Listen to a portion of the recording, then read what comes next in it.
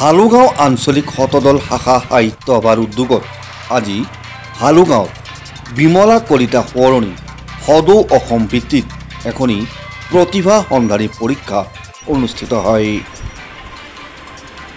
হালুগাঁও উচ্চতৰ মাধ্যমিক বিদ্যালয়ত অনুষ্ঠিত এই প্ৰতিভা সন্ধানী পৰীক্ষাত অঞ্চলটোৰ নৱম আৰু দশম শ্ৰেণীত অধ্যয়নৰত ছাত্ৰ ছাত্ৰীসকলে অংশগ্ৰহণ কৰা দেখা যায়।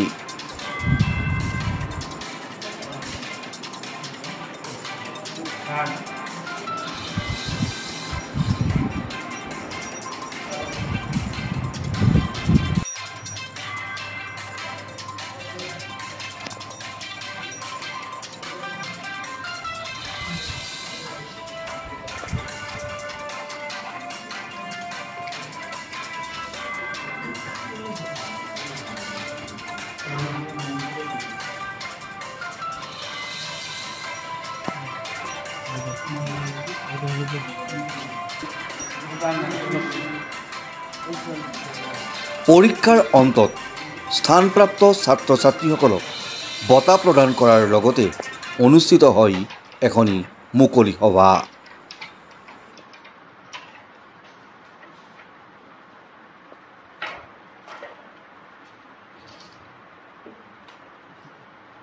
প্ৰথমতে আপোনালোকক নমস্কাৰ জনাইছোঁ।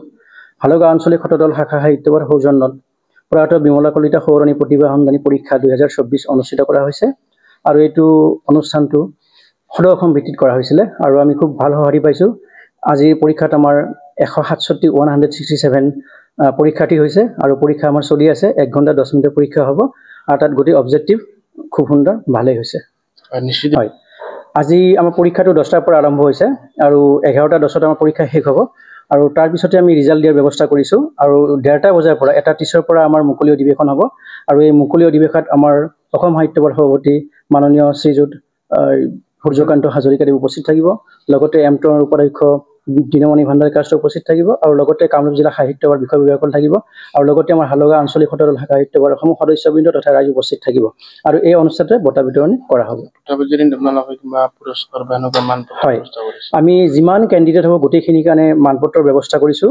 লগতে যিজনে প্ৰথম পুৰস্কাৰ পাব তেওঁ নগদ 7,000 টকা, মানপত্ৰ আৰু লগতে আমাৰ কিতাপৰ টোপোলা থাকিব।